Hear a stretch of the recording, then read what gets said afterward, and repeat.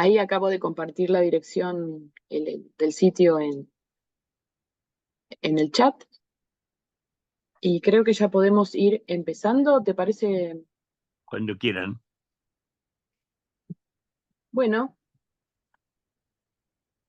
hoy el seminario va a estar a cargo de Mariano Cohen Alonso, que es un colega argentino, que hace muchos años que está en Canadá. Él mismo va a contar su propia historia, porque la historia del manejo ecosistémico y su historia en Canadá van de la mano.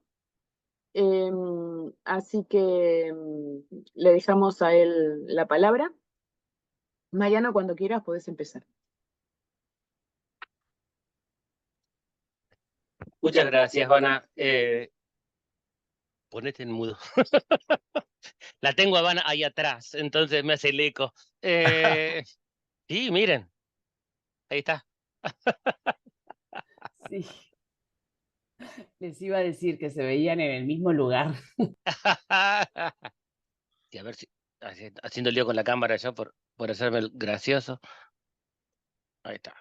A ver, que no se caiga. Ok, esperemos que no se caiga la cámara demasiado. ¿Está? Ahí. Ok. Siempre bonito. Ok, gente, antes que nada, bueno, muchísimas gracias. Voy compartiendo la presentación. A ver dónde estamos. Participants, whiteboard, show caption, share screen. Ahí está. Ok. Bueno, al principio. Ahí estamos. Espero que la estén viendo bien. Bueno, antes que nada, desde ya muchísimas gracias por la invitación a Silvana, a Martín y a todos ustedes por recibirme en la red. La verdad que para mí es todo un honor y un desafío, porque un honor porque hace 1000 años que no doy una charla así en un contexto más latinoamericano, y obviamente un desafío porque también hace muchos años que no doy una charla en español, ¿no? Así que si se me escapa algún anglicismo por ahí, pido disculpas de antemano. He tratado de traducir las cosas todo lo posible, pero tengo algunos slides todavía con algunas cosas de inglés. Pero bueno, esperemos que sean lo suficientemente claras como para que todo el mundo pueda seguir la charla, y obviamente si cualquiera queda varado por ahí, sin ningún problema, salten, interrumpan y pregúntenme, porque la idea es que avancemos todos juntos en esta presentación. Así que bueno, modo de presentación. Tengo 8000 pantallitas en este lado, así que bueno, veremos cómo vamos. Entonces, pongamos el puntero también. Bien, entonces, de lo que les voy a hablar hoy es un poco de qué significa hacer gestión ecosistémica para el manejo pesquero, y más que nada tratando de explorar cómo llevar todas las ideas teóricas que pueden dar dando vueltas por ahí a la práctica, y hacerlo de una manera que nos permita avanzar, ¿no? Sin quedar perdidos en esa nebulosa que a veces parece que la gestión ecosistémica suele ser. Entonces, para empezar, a ver si esto funciona. Ahí. Bien, ¿quién soy yo? Básicamente, biólogo argentino, estudié en Patagonia la licenciatura en Ciencias Biológicas allá por los 90. Ahí es donde la conocí a Silvana, y desde entonces hemos sido tanto colegas como amigos, así que se imaginan que ya vamos casi para los 40 años, van, así que realmente toda una vida compartida en un montón de cosas. Trabajamos juntos en el Centro Nacional Patagónico en Puerto Madryn. Hicimos los dos el doctorado en la Universidad de Buenos Aires, viajando desde Patagonia hacia Buenos Aires, y terminamos más o menos para el mismo tiempo, con la gran diferencia de que yo en el año 2000 me vine a Canadá para hacer una beca postdoctoral por 2 años a la Universidad de Guelph, mientras que Ivana hizo su postdoctoral en Argentina con algunas salidas, y eso hizo la diferencia de que, dadas las circunstancias en la Argentina, yo me terminara quedando en Canadá, y Silvana siguió haciendo su carrera en la Argentina. Y después de 2 años de hacer esa postdoctoral, la Argentina, siendo lo que es, estaba en una de sus cíclicas crisis, y yo terminé asentándome en Canadá como investigador para el Departamento de Pesquerías y Océanos en Canadá, que es el ente del gobierno canadiense encargado del manejo pesquero. O sea, para los que conocen Ok, perdón. Vamos a hablar más despacio, más lento por lo menos. Y entonces, para aquellos que conocen la estructura de la ciencia y el manejo en la Argentina, DFO en Canadá sería equivalente al INIDEP en la Argentina, ¿no? El organismo oficial del gobierno que hace tanto investigación pesquera, pero también está a cargo de hacer los asesoramientos y las decisiones de manejo. En ese contexto, empecé a trabajar en el desarrollo de estrategias ecosistémicas para el manejo pesquero. Eso involucró trabajos de toda gama, desde cosas básicas como estructura y dinámica de comunidades, ecología trófica, que era mi corazoncito cuando empecé y sigue siendo, hasta la ecología de hábitats bentónicos, con lo que ahora conocemos como ecosistemas marinos vulnerables y ese tipo de cosas. En términos de gestión, todo ese trabajo científico se tradujo en contribuciones tanto a las evaluaciones de asesoramiento tradicional, son las evaluaciones monoespecíficas de stocks, pero también trabajos en términos de dinámica multiespecífica, evaluaciones de productividad a nivel ecosistémico, evaluaciones de impacto de la pesca sobre ecosistemas marinos vulnerables, y como parte de ese proceso de evolución de hacer un manejo pesquero tradicional a lo que es tratar de hacer gestión de pesquerías, he trabajado bastante en los aspectos de gobernanza, tanto en términos de la estructura y mecanismos de gestión, como los mecanismos de interfase entre los científicos y los tomadores de decisiones. Y básicamente he hecho eso tanto a nivel nacional dentro de Canadá, como a nivel de organismos intergubernamentales, que en mi caso va a ser una de las OROP, un organismo de, ya ni me acuerdo, viene pronto. Ordenamiento. Gracias, Martín. Organismo Regional de Ordenamiento Pesquero, ahí está. Son las RFMOs en inglés.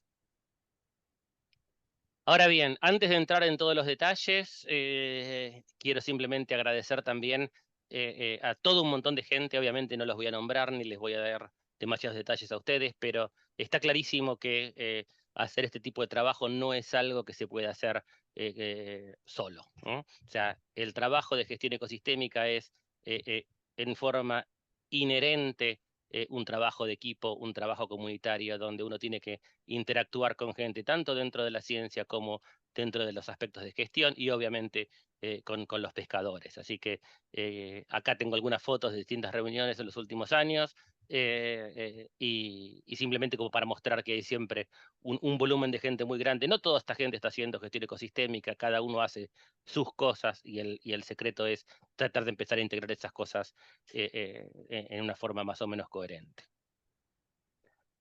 Ahora bien, exactamente de qué va la charla. Primero les voy a dar una introducción al tipo de ecosistemas donde yo he venido trabajando y donde he tomado los ejemplos que les voy a presentar. Después nos vamos a meter un poquito más en lo que significa hacer gestión ecosistémica, qué implica la gestión ecosistémica para el manejo pesquero. Después nos vamos a meter en ese contexto con algunos ejemplos bien concretos de aplicación al manejo. Y finalmente voy a tratar de cerrar la charla con algunas de las lecciones aprendidas a lo largo del camino, que básicamente constituye lo que cada uno de ustedes en sus propias áreas seguramente han experimentado. Aprendemos a partir de tropezones, caídas y de levantarnos de vuelta. Así que no hay nada particularmente mágico en todo esto, simplemente persistencia y trabajo. Ahora bien, manejo pesquero en el Atlántico Noroeste. El mapa que están viendo acá, bueno, para que se ubiquen, un toquecito de América, acá estamos nosotros con Silvana por ahí, donde está la marquita, y este es un mapa más grande de la región, donde algunos puntos de referencia para ustedes geográficamente relevantes es toda esta costa acá, que es la costa de Labrador, esta es la isla de Terranova, donde estamos con Silvana, y lo que ustedes están viendo acá es, por un lado, la batimetría con la plataforma continental y esta área marcada con un color marroncito es lo que es el área de la convención de manejo de pesquerías del Atlántico Noroeste a través de esta OROP, que es el Northwest Atlantic Fisheries Organization, y que estoy usando este mapa para marcarles un par de cosas. Primero, ese es el área de la convención. Dentro de esa área de convención, los países costeros manejan las pesquerías dentro de las 200 millas, o sea que todo lo que es el color marrón más claro es territorio donde las pesquerías se manejan a través de los estados costeros, y esta OROP, NAFO, maneja todos los recursos que están en esta área de color un poco más intenso, que es lo que se llama el área de regulación de NAFOS. Hay una diferencia entre el área de la convención, que es la cobertura total de lo que implica la convención que maneja los recursos pesqueros en la zona, y el área de regulación, que es el área fuera de las jurisdicciones nacionales, donde esta organización tiene poder de manejo. La otra cosa que también maneja NAFO es el manejo de los stocks altamente migratorios, básicamente aquellos stocks que se mueven de los dos lados de la línea de puntos, también están manejados por NAFO. Dentro de las aguas jurisdiccionales canadienses, el manejo obviamente lo hace Canadá. El departamento encargado de ese manejo pesquero es DFO, el Fisheries and Oceans Canada, y esa es una de las cosas interesantes y simpáticas de Canadá. Este es el nombre del departamento, esa es la sigla oficial. ¿Por qué? Porque históricamente el departamento se llamaba Department of Fisheries and Oceans. Le cambiaron el nombre en algún momento, pero la gente quedó tan asociada con la sigla que no le cambiaron la sigla. Así que si alguna vez ven DFO y ven esto, no piensen que está mal, es así, son así de simpáticas las cosas. Ahora bien, otra cosa que es importante en el contexto del manejo jurisdiccional de pesquerías en Canadá es que la legislación vigente resalta el tema de la aplicación del enfoque precautorio y la consideración de las condiciones ambientales como elementos centrales para informar las decisiones pesqueras, pero también la misma legislación menciona a la gestión ecosistémica como algún elemento a tener en cuenta. En el caso de NAFO, como OROP en aguas internacionales, la convención de NAFO, que se revitalizó a principios de los 2000, explícitamente habla de el enfoque precautorio y la gestión ecosistémica como mecanismos de manejo para los recursos pesqueros. Entonces ahora estamos empezando a tener una idea de en qué zona del mundo estamos, cuáles son las situaciones de manejo, y obviamente tener tanto el manejo costero como las interacciones con una OROP habla de que tiene que haber alguna clase de intercambio y de conectividad y de consistencia en el manejo. Más despacio, me dice Martín. Hablo muy rápido. Bien. Estoy excitado, Martín. Estoy contento de dar la charla. Os amigos que falan portugués. Sí, sí, perdón. Me sale muy rápido el tema. Bueno, seguiremos hablando más despacio. Frénenme, chicos, no hay problema. Entonces, este es el contexto geográfico, legal y de la situación de manejo en la zona. Ahora, si queremos pensar un poquito más desde la perspectiva ecológica, esto es realmente lo que ha pasado en el Atlántico Norte a lo largo de los años. Lo que están viendo acá arriba este es un índice que básicamente integra un montón de variables oceanográficas y climáticas para definir el estado del clima marino en el Atlántico Norte. Básicamente, para hacerlo sencillo, si el valor es positivo de este índice, tenemos condiciones más cálidas de clima oceánico. Si los valores son negativos, tenemos condiciones más frías, y lo que ustedes, bueno, las líneas marcan básicamente un rango de lo que se considera normal dentro de esa variabilidad. Entonces, lo que se observan son 2 o 3 cosas importantes. Primero, hay ciclos en el estado del clima. Segundo, desde los 50, 60 tuvimos un periodo relativamente cálido que tiende a ser positivo para la productividad de especies demersales. Tuvimos un periodo extremadamente frío entre los fines de los 80 y principios de los 90, y ahora estamos de vuelta en un periodo que tiende a estar más cálido, y empiezan a haber cambios también asociados con los cambios de la variabilidad en la frecuencia de algunos de estos cambios, que obviamente estamos empezando a asociar con cambio climático. La otra historia también importante en la región es las pesquerías. Esta zona fue colonizada por los europeos bajo la premisa de venir a pescar bacalao.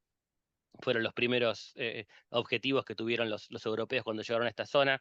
El bacalao fue la especie tradicional pescada durante 500 años en la isla de Terranova. Este color azul que ven acá en este gráfico de capturas es bacalao. Y acá lo que pueden ver es una cosa bien interesante, ¿no? El colapso de la pesquería de bacalao a principios de los 90 y el surgimiento de otras pesquerías de mucha menor envergadura a partir de ahí. Esto fue la famosa crisis del bacalao en Canadá, en el Atlántico canadiense. Seguramente lo han estudiado algunos en libros de texto, incluso como ejemplo del mal manejo pesquero. No nos vamos a meter en todo eso en este momento, pero ciertamente lo que pasó durante ese periodo fue una combinación de, obviamente, pesca excesiva a cierto nivel, pero también condiciones climáticas cambiaron drásticamente, que llevó a un cambio de régimen entre fines de los 80 y principios de los 90, que transformó la comunidad marina en esta zona de Canadá. Y lo que ustedes ven acá en este gráfico es información basada en campañas oceanográficas y pesqueras que trata de representar los cambios en biomasa de la comunidad. Los colores representan grupos funcionales de peces, o sea, los azules son peces piscívoros, donde el bacalao está incluido. Los colores verdes representan peces ventívoros, que hay un montón de peces planos y cosas por el estilo, peces de fondo. El color rojo representa los invertebrados, mayoritariamente especies de invertebrados comerciales, como el camarón y el cangrejo, y el color gris arriba de todo es la foca de arpa, que ha sido un tema también en el Atlántico canadiense en términos de un problema visto desde la perspectiva de los pescadores, porque hay argumentos y preocupaciones de que puede estar influenciando negativamente el efecto, negativamente la recuperación de stocks. Pero en definitiva lo que ustedes pueden ver acá es, por un lado, una comunidad dominada por peces antes del colapso, una comunidad dominada por invertebrados después del colapso, y en los últimos tiempos, y a ver si puedo bajar esto un poquito, y en los últimos tiempos una recuperación en términos de biomasa de especies demersales, una vuelta a una estructura comunitaria que se parece más a la del precolapso, pero todavía trabajando a niveles de biomasa muchísimo más bajos.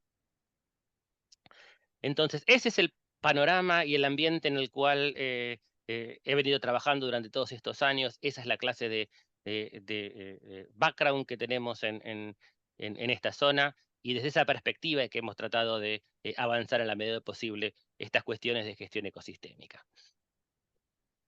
Ahora, antes de meternos de lleno en gestión ecosistémica, un primer pantallazo bien rápido a lo que podemos considerar que es el manejo pesquero tradicional, que básicamente en estos días se define como el enfoque precautorio de pesquerías. Y mis disculpas si estoy traduciendo alguna de estas cosas, no necesariamente de la forma más cotidiana, pero bueno, es como me he quedado.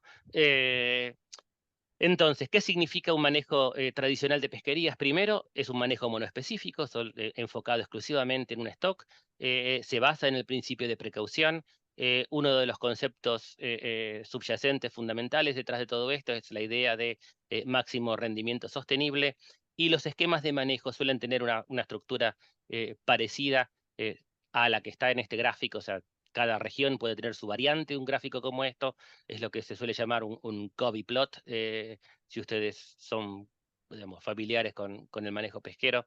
Y básicamente lo que representa es el tamaño del stock en un eje, el nivel de presión pesquera en el otro, y la idea es desarrollar y calcular puntos de referencia que permitan manejar el nivel de presión pesquera que se impone sobre el stock. O sea, cuando el stock pasa de cierto nivel de biomasa, cuando se reduce, empezamos a bajar la presión pesquera durante cierto periodo hasta que si el stock sigue bajando, cuando cruza un punto de referencia límite, en teoría uno debería cerrar la pesquería. Y eso es lo que define muchas veces estas distintas zonas que se hablan como una zona crítica, una zona de precaución y una zona saludable para el stock. Y tenemos puntos de referencia como la biomasa límite, la biomasa gatillo, cuando empezamos a reducir la presión pesquera, y normalmente tenemos una tasa de pesca objetivo, que es la que utilizaríamos cuando el stock está en una situación saludable, y también suele haber una tasa de pesca límite, que es la tasa de pesca máxima a la cual se podría permitir la pesca de ese stock. Entonces, dentro de todo, este tipo de reglas lo que permiten es controlar el nivel de presión pesquera sobre el stock. Ahora bien, eso está realmente bien enfocado en una cuestión monoespecífica, bien enfocado en el stock. Si empezamos a pensar un poquito más allá de la situación del stock, podemos empezar a ver de dónde viene esta cuestión de gestión ecosistémica. Y acá lo que les puse es algunos párrafos extraídos de una guía de FAO. No encontré la versión en español de la guía de FAO, así que viene en inglés este lado de la diapositiva. Pero de este otro lado es básicamente mi resumen del tipo de ideas que están involucradas en estas cosas. Lo que estamos buscando en términos de elementos relevantes para la gestión pesquera es que se evitan impactos que no sean reversibles en plazos de 20 a 30 años. Queremos una gestión pesquera que esté íntimamente relacionada con la gestión ambiental. Hay ciertos resultados que se consideran inaceptables, como por ejemplo la sobreexplotación de recursos, el desarrollo excesivo de capacidad pesquera, estas cosas son comunes con el manejo tradicional, la pérdida de biodiversidad, las perturbaciones importantes a biotopos sensibles, a hábitats de fondo sensibles. Obviamente es inaceptable el impacto negativo sobre otra pesquería o la falta de respuesta de la gestión pesquera cuando hay evidencia de cambios en la productividad de los stocks.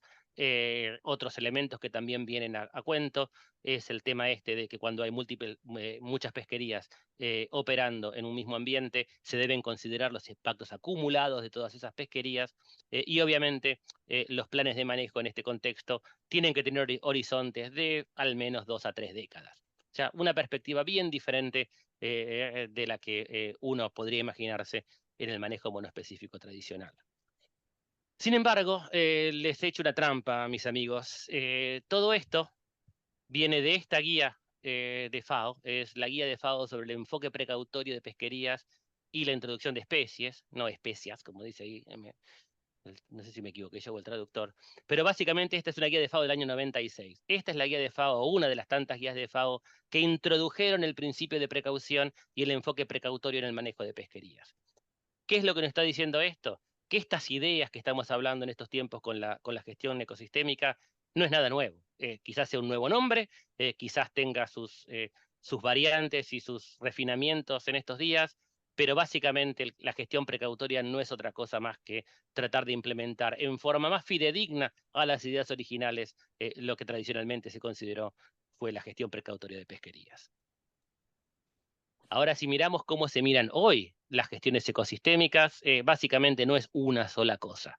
Es un continuo de opciones que se pueden aplicar al manejo pesquero, que van desde la gestión pesquera tradicional, lo que yo acabo de describir, y podemos ir incrementando en complejidad el nivel de gestión y el tipo de cosas en las cuales la gestión se enfoca.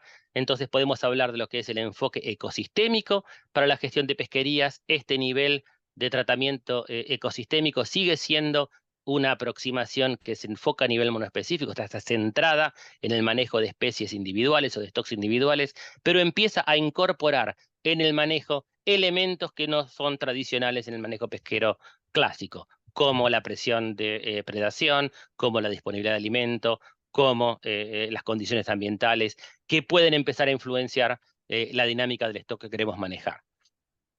Si nos ponemos un poco más complejos, podemos subir en la escalera a la gestión ecosistémica de pesquerías, donde ya ahora el enfoque y el target del manejo no es ya un solo stock, pero es una comunidad de peces o al menos ciertas especies asociadas, donde realmente se trata de implementar medidas de manejo que tienen en cuenta las interacciones entre esos stocks que están siendo manejadas, incluyendo las relaciones de costo-beneficio que las distintas opciones de manejo pueden tener.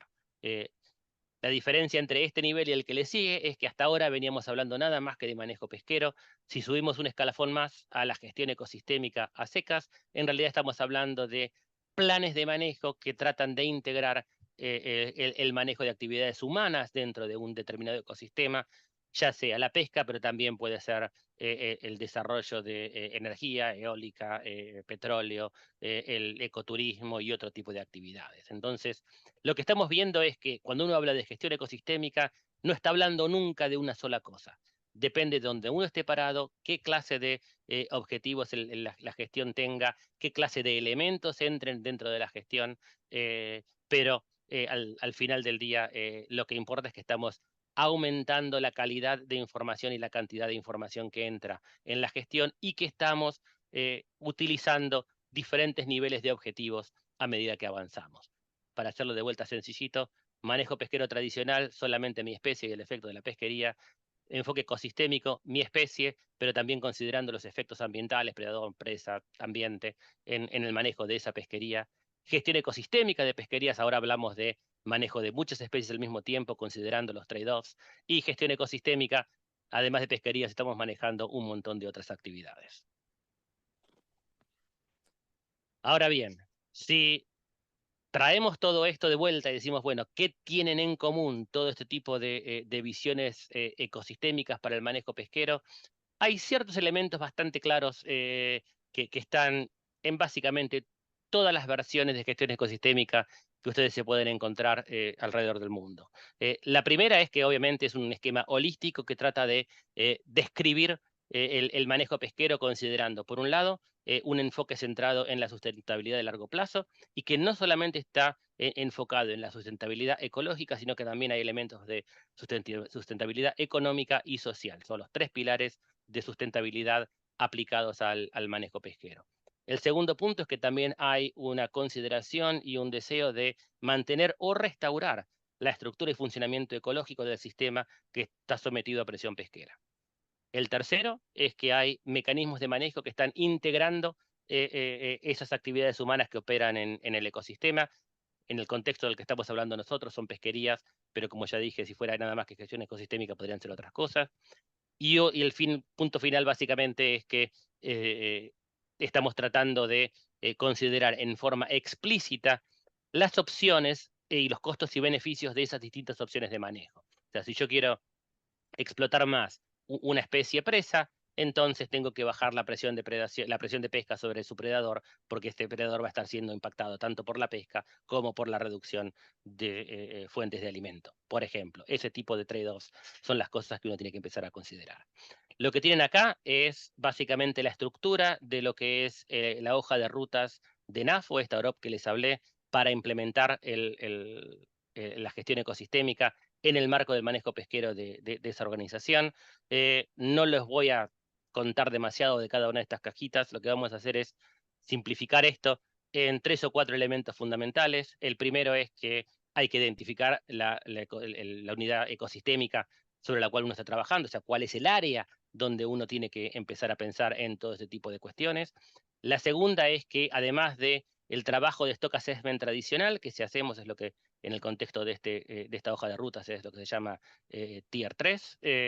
También tenemos arriba de eso consideraciones que evalúan la productividad a nivel del ecosistema y además análisis que están centrados en tratar de entender las interacciones entre stocks que están siendo manejados para ver si hay realmente feedbacks importantes que tener en cuenta. Al final del día, como dije antes, la gestión ecosistémica no deja de ser un sistema de manejo que trata de implementar de una forma más completa esas ideas originarias de la gestión precautoria. O sea, no hay nada nuevo en todo esto, lo que hay es más trabajo y de repente más aplicaciones y más complejidad en la forma en que lo llevamos adelante en algunos casos. Ahora bien, saltemos un poquito de todo esto que suena muy teórico y muy en el aire y tratemos de llevarlo a la práctica con algunos ejemplos concretos. El primero es el uso de un índice de capturas totales para tratar de desarrollar un punto de referencia ecosistémico para controlar el nivel de capturas a nivel ecosistémico. La base de este tipo de análisis es relativamente sencilla, al menos conceptualmente, y en realidad en la práctica también, no es tan complicado. Se basa básicamente en considerar que nuestros ecosistemas tienen este tipo de estructura cuando estamos hablando de transferencia de energía. El sol es nuestra fuente principal, el fitoplancton captura esa energía y vamos pasando esa energía para arriba en la pirámide trófica a través del zooplancton, nuestras especies de forraje, hasta llegar a estos predadores intermedios o predadores tope, que es donde normalmente las pesquerías operan. Lo que tratamos de hacer con este tipo de análisis es considerar cuál es la productividad primaria en la zona. Tratamos de utilizar una estructura trófica relativamente estándar y simplificada, básicamente basada en transferencia de energía entre niveles tróficos y agrupando especies en gremios funcionales, cosa de que trabajemos con grupos de especies y no con especies individuales, para tratar de estimar cuál es la producción de esos grupos funcionales al nivel trófico en el que operan las pesquerías. De esa manera lo que podemos tratar de estimar es un techo para lo que serían los niveles sustentables de captura a nivel ecosistémico. Y eso es lo que hemos hecho. En ese sentido, estas son las unidades de producción que hemos definido. Utilizamos modelos que tienen este tipo de estructura. Como pueden ver, cada uno de los nodos en este modelo no son especies, sino que son gremios funcionales, piscívoros, planctívoros, bentívoros, el mesozooplancton, el bentos que se alimenta a partir de filtrado, cosas por el estilo. Y de cada uno de estos grupos, en este tipo de modelos, podemos sacar una estimación de lo que sería la productividad y a partir de ahí estimar qué fracción de esa productividad podemos extraer como capturas de una manera sustentable. El resultado de este tipo de modelos son distribuciones como esta, donde tenemos la producción pesquera potencial del grupo funcional y obviamente la probabilidad de tener esa producción pesquera potencial. Básicamente estamos introduciendo la incertidumbre que existe en todos estos procesos, desde la productividad primaria hasta cada una de esas transferencias de energía entre niveles tróficos.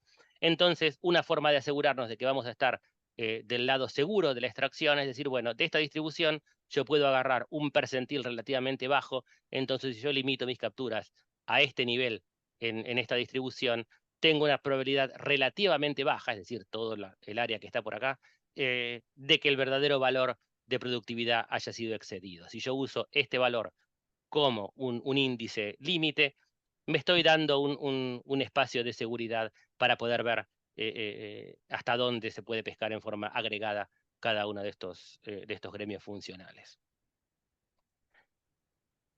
Y cuando hacemos ese tipo de cálculos, estos son el tipo de resultados que uno se encuentra. Estos son gráficos donde están básicamente las capturas divididas, ese índice que hemos calculado. Si las capturas están al mismo nivel que el índice, es el valor de 1, esta línea negra en cada uno de estos gráficos. Si la captura es 2 veces el valor del índice, es esta línea roja. Cada uno de estos gráficos corresponden a las capturas de cada una de estas unidades ecosistémicas que hemos definido. Y lo que ustedes pueden ver claramente es que, primero, históricamente ha habido un montón de capturas, especialmente en este color azul, que son los piscívoros, donde estaba el bacalao, que han estado muy por encima de lo que se puede considerar sustentable a nivel ecosistémico. El colapso llevó esas capturas para abajo, pero a partir de ahí hemos tenido incrementos en capturas de otros gremios funcionales, donde están, por ejemplo, los invertebrados que les comentaba antes, el camarón, el cangrejo, pero en general no hemos vuelto a superar este nivel de 2 que se ven en estos gráficos, excepto en algunos años muy concretos, pero en varias oportunidades hemos estado cerca de cruzar esa frontera. Ahora, ¿qué significa esto? Bueno, cuando hacemos, en vez de mirar este análisis en función del tiempo, lo miramos en función de la trayectoria de cada uno de esos gremios funcionales, lo que podemos ver es que si ponemos en este eje la trayectoria del gremio funcional, es decir, 0 en el medio, valores negativos significa que mi gremio está yendo para abajo, valores positivos, el gremio está creciendo, y esto es básicamente el cociente entre la captura y ese índice que calculamos. Lo que está claro es que cuando estamos pescando por debajo de 1, ese percentil 25 de la distribución que les mostré hace un minutito, básicamente nuestros gremios pueden subir o bajar y no parecen ser afectados por el nivel de presión pesquera. A medida que empezamos a incrementar la presión pesquera, es decir, incrementamos el nivel de captura con respecto a lo que se consideraría un valor relativamente sustentable, empezamos a ver que la trayectoria de los gremios funcionales empieza a sesgarse hacia el lado de los negativos. Entre 1 y 2 todavía tenemos crecimiento en algunas oportunidades, pero empezamos a tener más declinaciones en los gremios funcionales. Y si pasamos con las capturas por arriba de este índice de 2, nos encontramos que la gran mayoría de las respuestas son negativas, es decir, pescando por arriba de este nivel, básicamente tenemos garantizado que el gremio funcional va a declinar en función del tiempo. Este tipo de información es lo que fue presentado a los gestores de pesquerías de NAFO, y es lo que llevó a que en el año 2022 NAFO adoptara el valor de 2 TCI como punto de referencia ecosistémico para empezar a incorporar el riesgo de sobrepesca a nivel ecosistémico en la discusión de cuotas de pesca. Y este tipo de información en relación al índice de referencia ecosistémico se ha empezado a incorporar en los últimos años como parte del asesoramiento científico estándar que se realiza dentro del Consejo Científico de NAFO y que se le presenta a los tomadores de decisiones. Y estas dos son básicamente imágenes de uno de los reportes que se enfoca en la sustentabilidad a nivel ecosistémico, que se presenta en el Consejo Científico de NAFO, y esto es la hoja resumen que se hace para cada uno de los stocks, con lo cual se informa y se da el asesoramiento a los gestores, donde se ha incluido en la tabla de resúmenes cómo estamos en términos de las capturas con respecto al valor de referencia ecosistémico para el gremio donde este stock en particular está incluido. Entonces empezamos a ver cómo desde el trabajo científico podemos demostrar que hay efectos a nivel ecosistémico que van más allá de las consideraciones del stock individual y cómo a través de todo esto hemos logrado llevarlo a la práctica en términos de incluirlo en el asesoramiento estándar que los gestores reciben para tomar sus decisiones. Segundo ejemplo, ya nos vamos desde la productividad a nivel ecosistémico a el tema de ecosistemas marinos vulnerables. Ahora empezamos a ver cómo son los impactos de las actividades pesqueras sobre estos hábitats sensibles bentónicos. Específicamente lo que les voy a mostrar es un ejemplito sobre conectividad y cómo eso se puede relacionar con el impacto pesquero. En términos de qué son estos ecosistemas marinos vulnerables, básicamente son hábitats regionales que contienen especies indicadores que cuando exceden ciertas concentraciones se consideran como hábitats bien definidos, suelen ser estructuralmente complejos. Especies típicas que definen este tipo de hábitats son los corales de aguas frías o las esponjas, y lo que ustedes están viendo en este mapa es, por un lado, los distintos colores representan la definición de los hábitats que se han hecho, los cuadraditos o polígonos en negro son las áreas cerradas que se han establecido para la protección de esos hábitats, y los distintos colores representan distintos tipos de BMS que se han identificado en esto que es la zona de regulación de NAFO como OROP. Ahora bien, las áreas cerradas son el punto o la herramienta clave para tratar de establecer cierto nivel de protección a este tipo de lugares, pero no son cuestiones estáticas. El tema es empezar a entender cómo este tipo de áreas y cómo estos distintos hábitats pueden estar relacionados, y lo que les estoy mostrando ahora es los resultados de un modelo basado en agentes que trata de evaluar la conectividad a la escala de la región entera, o sea, no solamente lo que es la plataforma de Terranova y Labrador, sino que también el Flemish Cap, que es este monte marino justo afuera. Y lo que están viendo acá es simplemente cómo este modelo, cuando lo sembramos en el norte y en el sur de la distribución, empieza a básicamente colonizar toda su área de distribución. Este modelo básicamente lo que tiene es una grilla en el espacio donde en cada una de esas grillas tenemos agentes que tratan de reproducir el ciclo de vida simplificado de una pluma de mar. Y eso permite que veamos cómo la dinámica combinada del ciclo de vida de la especie más los movimientos asociados con la velocidad de fondo, con la dispersión de los huevos y demás, permite colonizar el área.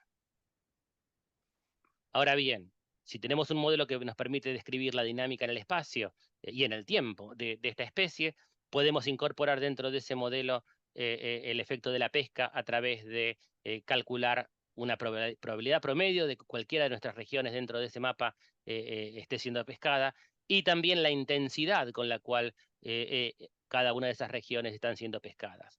Este mapa ahora es la distribución estable de ese modelo antes de que se introduzca la pesca en el sistema. Y si yo aprieto el botón, van a ver cómo el efecto de la pesquería básicamente reduce la población de plumas de mar significativamente, y el resultado es lo que terminamos viendo al día de la fecha nosotros como distribución de este taxa. Entonces, esto lo que nos está demostrando es que históricamente el efecto pesquero en esta región probablemente ha reducido la abundancia de plumas de mar a un 40-50% de lo que originalmente estaba. Ahora, el otro factor importante de este tipo de análisis es que podemos también ver cómo cerrando áreas en este tipo de modelos nos favorece o no la recuperación de plumas de mar, y ese es trabajo que se ha hecho. No los voy a aburrir con todos los detalles, pero básicamente los resultados indican que todas las áreas cerradas que tenemos en este momento en la región no promueven la recuperación de las plumas de mar. Obviamente, ¿por qué? Porque las áreas cerradas se ubican en las áreas donde tenemos todavía concentraciones altas de plumas de mar. O sea que estamos protegiendo de futura erosión áreas que están todavía intactas o que han recibido relativamente poco impacto pesquero, pero obviamente si no cerramos áreas que están abiertas a la pesca en este momento, recuperación no va a ser posible. Mariano, Sí. ¿qué son plumas de mar Oh. taxonómicamente? Son corales de fondos blandos. Ok, gracias. ¿Mm? Perdón, se me pasó. Y el uso de este tipo de información se termina integrando en lo que son análisis de riesgo de que las actividades pesqueras tengan efectos perjudiciales importantes sobre ecosistemas marinos vulnerables. En el 2016, NAFO completó la primera evaluación de riesgo sobre estas BMEs. El segundo lo terminamos en el 2021. Estas son tablas que se compilan a partir de ese tipo de análisis de riesgo, que incluyen conectividad como un factor importante para evaluar si estas áreas están rindiendo lo que se espera que rindan, o al menos que no están funcionando peor de lo que funcionaban antes. Este tipo de evaluaciones de riesgo en NAFO se repiten cada 5 años y realmente se utilizan para tratar de determinar si las medidas de manejo que están vigentes al momento necesitan ser modificadas de alguna manera. Las áreas cerradas se renuevan cada 5 años y en ese proceso se pueden llegar a modificar las fronteras, ampliar, crear áreas nuevas, eliminar áreas si se ve que ya no tienen sentido. Pero este proceso está integrado dentro de lo que es el proceso de manejo pesquero de NAFO. Ahora, saltando a otra cosa, y de vuelta, tratando de darles un pantallazo de distintos elementos que se pueden mirar y hacer, cómo incorporar relaciones predador-presa en manejo pesquero. Dentro de lo que es el ecosistema de Terranova y Labrador, una relación clásica de predador-presa es entre el capelán y el bacalao. El capelán es un pequeño pelágico típico de ecosistemas subárticos en el hemisferio norte. El bacalao es el pez demersal por antonomasia en este tipo de comunidades, tanto en este lado del Atlántico como en el Mar del Norte, el Mar de Barents y demás. Y realmente el capelán en este contexto es una de esas especies de forrajeo claves que básicamente transfieren la energía de la producción primaria y secundaria a esos niveles altos de la cadena trófica. Entonces el tema es cómo podemos usar esto para mejorar la situación del bacalao o el manejo del bacalao. Lo primero es ver realmente si hay alguna relación, y esto es lo que análisis relativamente sencillos muestran. Esto es el cociente en el ambiente del capelán al bacalao, esto es la producción per cápita de bacalao, y vemos como claramente la disponibilidad relativa de capelán para el bacalao tiene un efecto claro en la productividad del stock.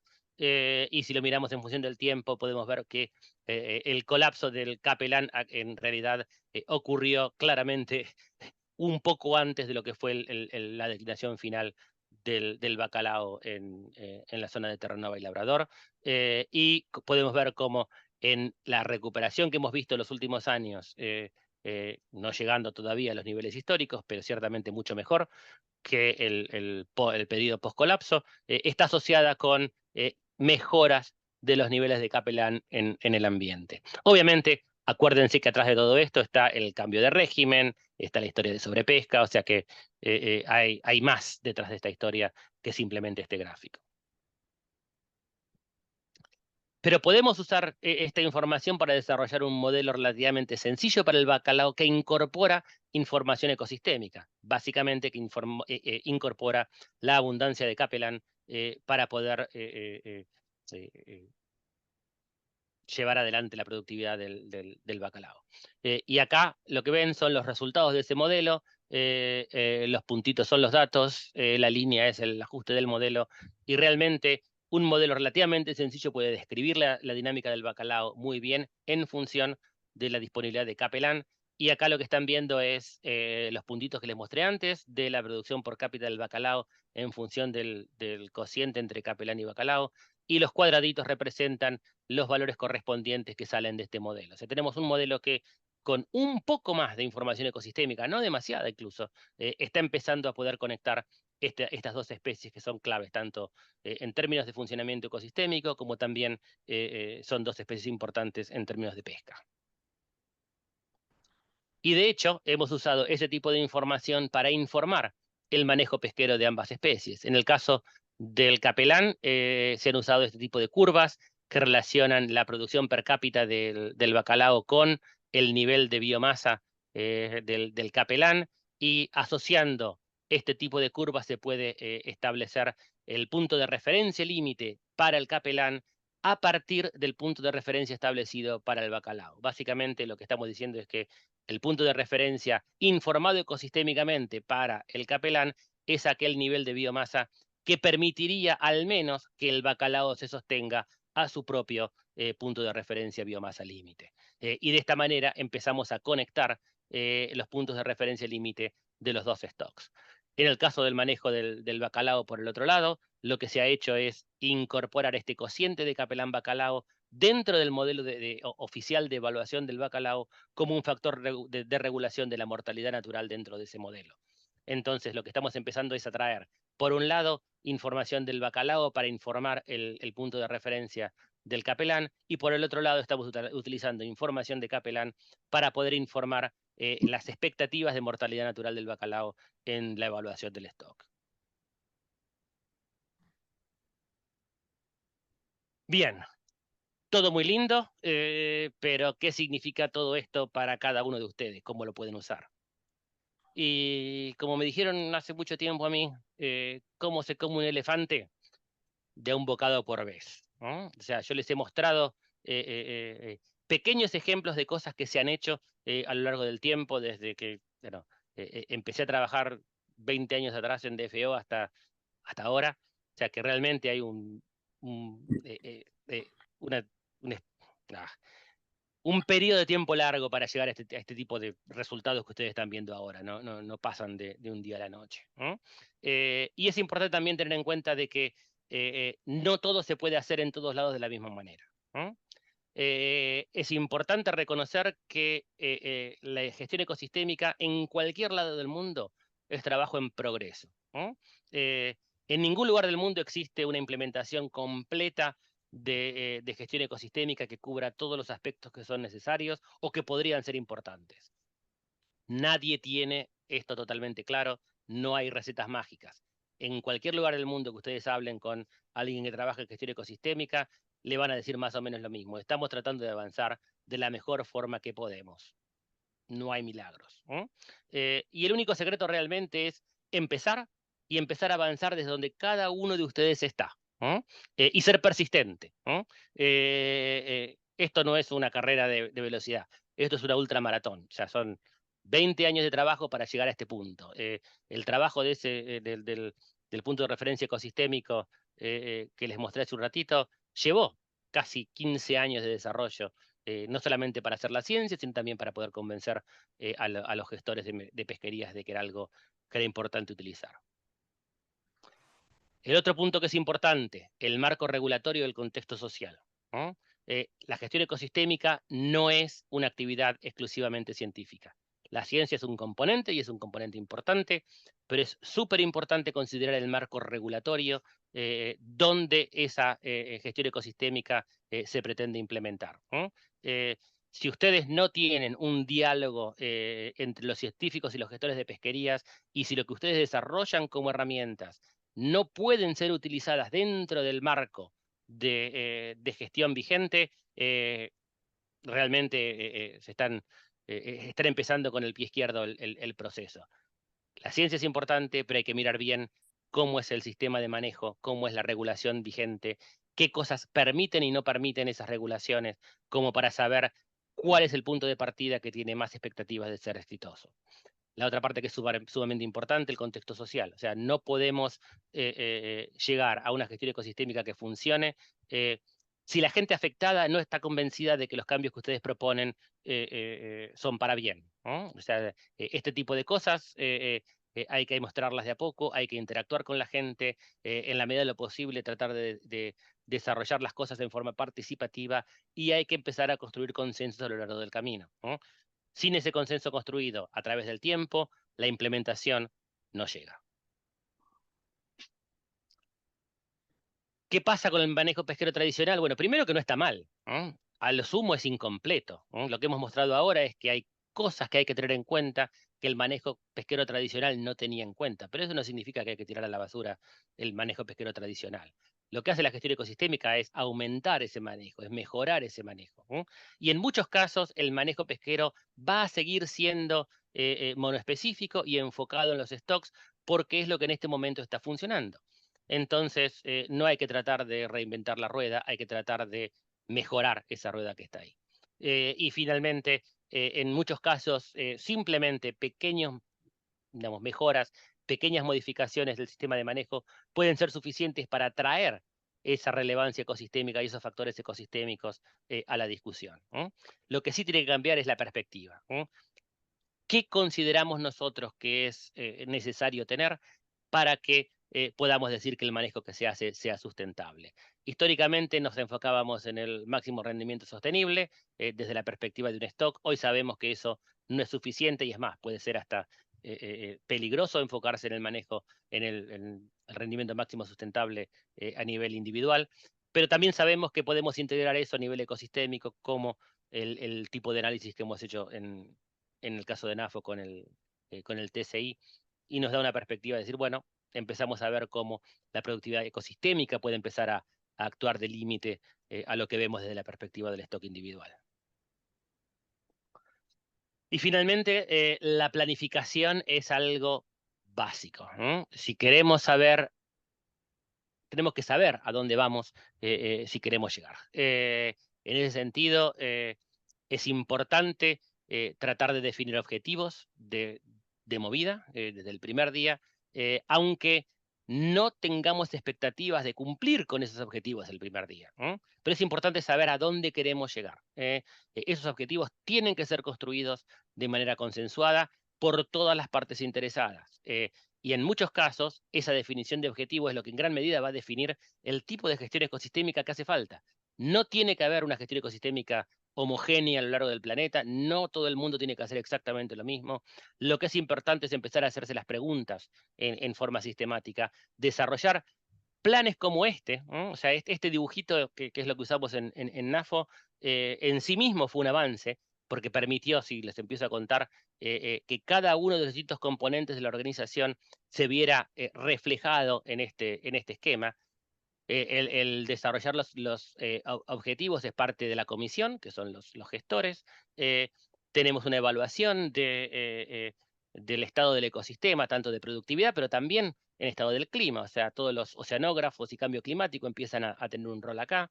Interacciones multiespecíficas, bueno, situaciones como la que se veía con el bacalao y el capelán en Terranova y Labrador, también ocurren en el Flemish Cap entre el bacalao, el camarón y la gallineta. Después tenemos el Stock Assessment tradicional, donde tenemos por un lado los procesos de Stock Assessment, todos los biólogos de Assessment tradicionales se ven reflejados acá. El management, perdón, me estoy mezclando los idiomas, el manejo de los stocks empieza a entrar por este lado. Ahí es donde tenemos la combinación de gestores y de científicos trabajando en desarrollar este tipo de enfoques precautorios, como les mostré al principio, pero donde quizás, por ejemplo, los puntos de referencia empiecen a estar informados por cuestiones ecosistémicas. Y también, obviamente, la consideración del bycatch, lo que ustedes están tratando de mejorar y avanzar y entender. Y acá entran no solamente las capturas incidentales de peces en las operaciones de pesca, pero también en las capturas incidentales de especies de eventos como los corales y esponjas que representan los BMEs en los fondos marinos y que llevan a poder desarrollar análisis de riesgo que informan tanto el monitoreo de las actividades, que informan la evaluación de efectividad de las distintas medidas de manejo que se implementan y que obviamente se cierra el circuito para poder tratar de, a partir de todo esto, mejorar y refinar los objetivos que estamos tratando de alcanzar. Entonces, un sistema de gestión ecosistémica, no importa los pedacitos que tenga, los bloques que tenga, no importa si lo pueden llenar todo o solamente algunos. Es más, el tema de evaluación multiespecífica en NAFO todavía está incompleto. Tenemos un montón de stocks que están incompletos. Tenemos varios aspectos de las cuestiones ecosistémicas incompletas.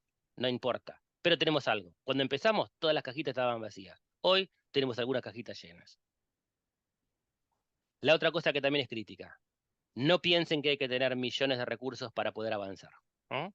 El desarrollo siempre es gradual, siempre es de a un paso a la vez y siempre depende de los recursos que tengan. Hay momentos donde hay muchos recursos, hay que aprovecharlos. Hay momentos donde hay oportunidades porque la situación política internacional requiere de que haya respuestas con respecto a ciertas preguntas. Aprovechen esa oportunidad para avanzar en lo que puedan. Y después también tienen que pensar que si ustedes tienen recursos limitados, lo único que tienen que hacer es empezar a pensar cómo podemos avanzar este tipo de cuestiones dentro del marco de los límites que los recursos que tenemos nos proveen. Y a partir de ahí avanzan. No es necesario tener ni el supermodelo, ni la super base de datos, ni los super recursos. Si están, bárbaro, disfrutémoslos, usémoslos bien. Pero si no están, siempre hay algo que se puede hacer. Y finalmente, si quieren saber un poquito más de todo este tipo de cosas, estamos junto con ICES y con NAFO y la FAO organizando un simposio acerca de la implementación de estos enfoques ecosistémicos en la gestión pesquera en aguas internacionales. Este simposio va a incluir tanto aspectos científicos como de manejo y de gobernanza. Y este es el póster, recién salidito del horno, porque me lo mandaron hoy, porque se los pedí por favor, porque lo quería incluir en esta charla para que lo tuvieran ustedes. Y incluso el sitio web todavía no está ni activo, va a empezar el 1 de julio si nos sale todo bien.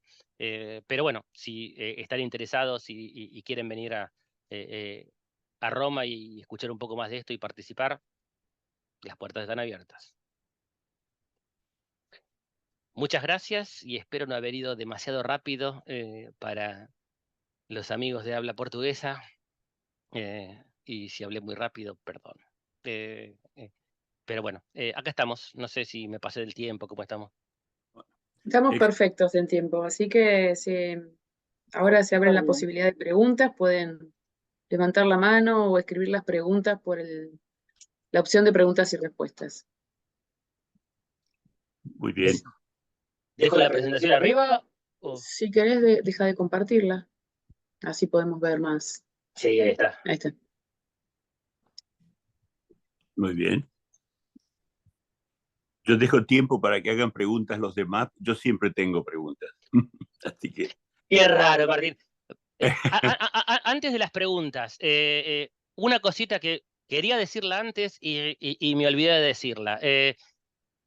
Cuando empezamos a trabajar en esta cuestión de tratar de entender los cambios en el ecosistema en términos de la presión pesquera, si era sobrepesca, si eran el cambio de régimen con factores climáticos y demás, literalmente 20 años atrás, cuando empecé a armar los primeros gráficos, los primeros datos, me acuerdo que viajé a la Argentina, no me acuerdo si fue una jornada de ciencias del mar, si fue una jornada de mastozoología, y le mostré a este fulano los gráficos, yo convencido en ese momento de que tenía que ser todo sobre pesca, y este fulano me dijo, no, mira, un cambio así a nivel ecosistémico donde todo cambia, no puede ser solamente pesca, acá hay algo más, esto tiene que ser un cambio también climático asociado a todo esto. Ese fulano fue Martín Hall. Así que Martín, gracias porque me diste el empujón que hacía falta para empezar a mirar esto diferente allá lejos y hace tiempo. Gracias. No. Sí. Muy Cristian Canales tiene la mano levantada. Sí, hola Mariano, un gusto saludarte. Gracias por la presentación, muy atractiva, interesante. Mira, tengo una pregunta. Bueno, yo he estado trabajando un poco lo que es el manejo de enfoque, más que enfoque ecosistémico, cuando tú tienes una concurrencia de varias especies en la pesquería y es una pesquería que está en vías de certificación y cuando haces el lance de pesca no tienes forma de poder identificar las especies. De hecho, generamos hace poco una investigación que salió en un paper reciente. El tema es que tú, ¿cómo ves el proceso de certificación de pesquería en este componente? Porque los procesos de certificación hoy día son tremendamente importantes, no están avanzando de la mano del manejo de ensamble de especies. Entonces, siempre se aplica el enfoque monoespecífico y cierto, se puntúa y todo eso en términos de una pesquería que no lo es. Entonces el manejo es tremendamente complejo porque siempre van a haber especies que van a estar más diezmadas, ¿no? ¿Cierto? Con respecto a los valores de referencia. En mi trabajo solamente hicimos énfasis en tratar de llevar el ensamble de especies, ¿cierto? A un valor promedio aceptable, ¿no? Pero siempre caemos en que en el proceso de certificación se aplica el enfoque monoespecífico. No sé si tú tienes alguna idea, digamos, o bien opinión al respecto de si Eh, estamos bien o no, porque todo este o- esfuerzo va súper bien, pero cuando vamos a certificarnos, se nos cae.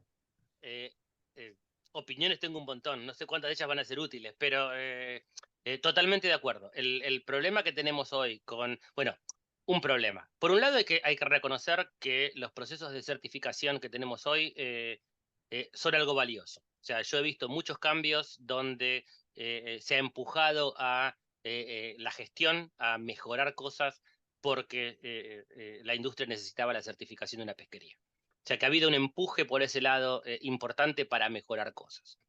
El lado negativo de eso es que se han convertido en draconianos, especialmente en las últimas versiones de... estamos hablando de MSE en este perdón, MSC en este momento. Y eso lleva a que haya un empuje todavía muy monoespecífico en la evaluación, hay un empuje a tener todos los stocks evaluados con estrategias de manejo, con MSEs en inglés, y eso no es particularmente productivo. En el caso de una cuestión de pesquerías mixtas como la que ustedes tienen, hablando por lo que te escuché decir a vos, no conozco el caso concreto, pero creo que están yendo por el lado adecuado. Lo que es importante en una situación así es quizás hacer un par de cosas. La primera es identificar, porque, a ver, estoy pensando las cosas y tratando de decirte un montón de cosas al mismo tiempo y tratando de hablar no demasiado rápido. Eh, eh, Cuando uno hace un análisis como el que hicimos nosotros con el índice de capturas totales, eso te da una medida de si la productividad digamos, completa de ese gremio ha sido excedida o no. Pueden hacer algo por el estilo como para tener idea si ustedes están pasando en términos de gremio o en términos del ensamble que ustedes están considerando, si esa productividad está excedida o no. Pero el otro lado también es las famosas especies embudo, ¿no? Donde vos podés identificar alguna especie dentro de tu gremio o dentro de tu ensamble que es la que está sufriendo más, que es la que no tiene una tasa de crecimiento tan alta, es lo que en inglés hablan de las choke species. Entonces vos podés manejar el ensamble usando esa especie embudo como elemento de referencia. Entonces si vos podés demostrar que tu especie embudo, la que esperarías que esté peor, todavía anda bien, aunque no tengas información para todas las demás, podés decir, bueno, a nivel de ensamble puedo demostrar que no me estoy pasando de la productividad ecosistémica. Y a nivel de piso, puedo mostrarte que mi especie embudo no está siendo afectada en forma tan negativa. Entonces, si vos podés cumplir o demostrar más o menos de que el manejo que se está haciendo permite que el ensamble se mantenga en general en un nivel aceptable. Y segundo, que las especies embudo están siendo controladas y observadas, porque tampoco puede ser perfecto, o sea, nadie puede esperar de que tengas controlado todo, ¿no? O sea, y ahí es un error de las certificaciones que están tratando de empujar todo a un nivel extremo de demanda de calidad de análisis, que en muchos casos no es posible o no es necesario. O sea, si vos podés, como te digo, si vos podés identificar una especie embudo y podés demostrar que esa especie es la que más sufriría dentro de ese ensamble y de que el manejo que se está haciendo es razonable para mantener a esa especie embudo por encima de un nivel límite aceptable, para mí ese sería el approach. Es tratar de demostrar. Capturas totales están bien, las capturas de mi especie crítica dentro del ensamble también están bien, entonces es razonable esperar de que las capturas del ensamble total sean aceptables. No sé si lo han intentado por ese lado, pero así es como yo lo trataría de encarar, hablando en general, ¿no? Sin conocer los detalles, y capaz que hay que hacer algo más, ¿no? Capaz que hay que hacer, ahí es donde tendrías que ver, dependiendo de cuál sea tu especie de embudo y cuán problemática sea. Martín está levantando la mano, me parece que quiere saltar ahí. Eh, Otra cosa. Sería para mí las cosas donde yo empezaría a mirar, ¿no? Cómo empezaría a plantearme las cosas, ¿no?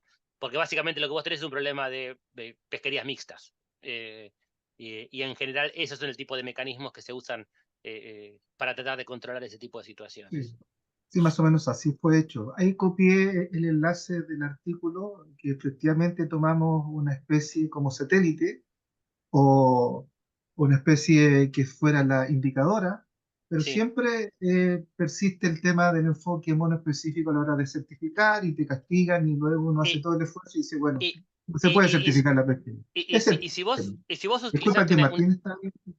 y si vos usaste una especie así, testigo, digamos, ¿por qué te están, digamos, cuál es el argumento para no considerarla? No, porque siempre en el ensamble siempre va a haber una que va a estar por Sí, debajo del referente. Y basta que haya una que esté por debajo del referente y dice, bueno, no, aquí hay conflicto. Entonces ese es el punto. Entonces, y la además que otra, no puedes, y además que es insostenible que todas las especies estén bien. Eso es mm, imposible. Salvo que no se bueno, pescara nada, pero eso no, está castigando a un poco. eso, digamos, tengo dos cosas para aportar ahí. Una, un análisis que hicimos en NAFO de un modelo muy simple, multiespecífico, para demostrar de que es imposible sostener un sistema de 3 especies con todas las especies por encima de sus máximos rendimientos sostenibles al mismo tiempo, ¿no? Y número 2, puede ser interesante, de vuelta, mirando los datos que tengan ustedes, si vos podés demostrar que alguna de tus especies que están por debajo del límite hoy, si en el pasado han estado, o sea, básicamente si podés demostrar que esas especies están subiendo y bajando por encima del límite, porque algunos trabajos ya viejos, bueno, no son viejos porque son, bueno, de hace unos cuantos años atrás, para mí son nuevos en mi cabeza, pero ya tienen 20 años capaz, que son los estudios que había hecho Jason Link en la costa del Atlántico, demostrando, y con Mike Fogarty y toda la tribu de Woods Hole, que mostraban cómo la estabilidad del gremio era mucho más estable, digamos, la variabilidad en el gremio era mucho más estable de lo que eran las variaciones de las especies dentro del gremio. Mezclando eso, mezclando análisis que demuestren que vos no podés tener todas tus especies por encima del máximo rendimiento sostenible al mismo tiempo, y mostrando que aún las especies que en el pasado estaban por debajo de esas referencias ahora están por encima, o al menos han cambiado, digamos, de estar por debajo a estar por encima, demuestra que hay un efecto de ciclos dentro de ese gremio que puede argumentar de que, digamos, no tiene mucho sentido quedarse exclusivamente en mirar especies individuales por sí mismas. No sé si ayuda, Cristian. Se ve que lo has pensado y has tratado de hacer todo tipo de cosas, o sea que habría que entrar en el detalle de lo que te dijeron los auditores para refinar un poco, pero así es como lo pensaría yo. Sí, muchas gracias por la opinión. Súper.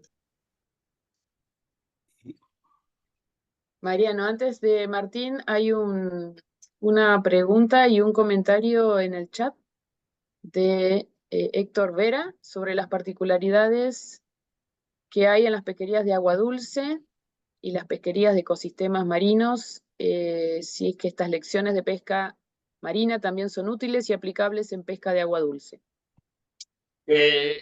Ok. Yo no tengo experiencia con pesquerías de agua dulce, personalmente.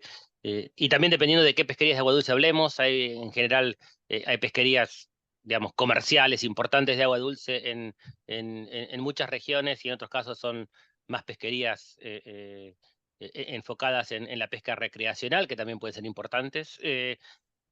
Mi experiencia sería que, o de vuelta, mi opinión, porque no es experiencia en este caso, sería que sí, este tipo de elecciones creo que se aplican igualmente bien a situaciones de agua dulce como a situaciones marinas. Lo que sí es interesante, obviamente, en los ecosistemas de agua dulce, que tenés la interfase con el ecosistema terrestre, obviamente mucho más importante. Entonces, parte de cuando uno habla de todos los factores involucrados, toda la gente que debería participar, qué clase de información tiene que utilizarse, no es solamente hablar de los biólogos acuáticos de ese sistema, sino tratar de incorporar a los biólogos terrestres, pero que trabajan en la zona ribereña, como para poder integrar ese tipo de inputs en la discusión. Hay un plan de manejo que, como plan de manejo, es fantástico. En implementación andamos cortos. En la costa oeste de Canadá es el plan de manejo para el salmón, que hace un trabajo conceptualmente súper interesante en tratar de integrar el rol del salmón como elemento de transferencia de energía entre sistemas acuáticos y terrestres, y cómo los inputs del sistema terrestre son críticos para el desarrollo de poblaciones de salmones también, ¿no? Ese sería, por ejemplo, si me preguntaras ahora sí, sin pensarlo mucho, ese sería el primer lugar donde yo iría como para buscar alguna referencia en un contexto de manejo, donde puedes integrar cuestiones de agua dulce, ecosistemas terrestres, y obviamente en ese caso también parte de ecosistemas marinos por la cuestión del salmón yendo y viniendo entre los dos sistemas, ¿no? Pero sí, yo creo que como conceptos las ideas valen. Las aplicaciones y los detalles obviamente van a ser dependientes del caso concreto.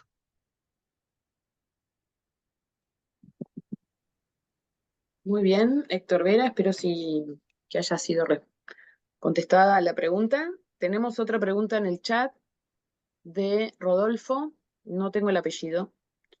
¿La puedo leer la pregunta? O también, Rodolfo, si le podemos dar micrófono y puede hablar directamente o hacer el intercambio directamente. Pero la pregunta dice, ¿estos modelos podrían aplicarse en ecosistemas donde existe alta diversidad y hay un solapamiento de sus hábitats, y donde generalmente es muy difícil definir una pesquería objetivo? Si es así, ¿qué criterios deberíamos o debería tener en cuenta con el objetivo de obtener datos que reflejen de la mejor manera la realidad del estado de los recursos? Rodolfo Galvez. Ok, Rodolfo, ¿querés hablar o querés aclarar algo de la pregunta, o saltamos de más? Es una pregunta muy, muy válida, porque en áreas, por ejemplo, en el Golfo de Tailandia, pesca de arrastre Sí, captura 50 de todo. especies cada lance. Sí. Mm. Entonces, ¿cuál es el objetivo? En fin, yo creo que Dale, a dale. Canadá tenés un sistema que es mejor en varias cosas. El ecosistema es un poco más simple que los tropicales, y además están entre países en desarrollados, digo, con lo cual es más fácil hacer algunas cosas. Eh, el tema del cambio climático, por ejemplo, eh, tiene un efecto muy grande en la sostenibilidad de las medidas de manejo a medida que va cambiando el ecosistema. Y eso no sé si es fácil de prever. Entonces, yo creo que el tema del cambio climático, que lo estamos viendo para la gente que está participando, las especies ecuatoriales pasaron a Perú, a Chile, y han ido bajando por la costa. Acá en el Pacífico Norte, las especies tropicales han subido hasta Oregón y Washington. Entonces, te está cambiando el ecosistema, Sí. y tu modelo anterior tiene que tener algún tipo de flexibilidad para ver esto? ¿Qué piensan hacer para flexibilizar las tendencias temporales del ecosistema? Ok, te contesto a vos y después saltamos otra vez a la pregunta de Rodolfo, que no sé si se la contestamos del todo, pero en este momento lo que estamos planificando es, bueno, lo que está en la lista de cosas para hacer es empezar a reevaluar las unidades de producción que estamos usando para ver, porque esas unidades de producción están definidas en función de productividad, en función de oceanografía, en función de biomasa de peces, en función de diversidad de IVNES, ¿cómo era en español? Bueno, de distribución de especies. O sea, hay toda una serie de análisis que se hicieron para poder definir esas unidades. Gracias, equitatividad.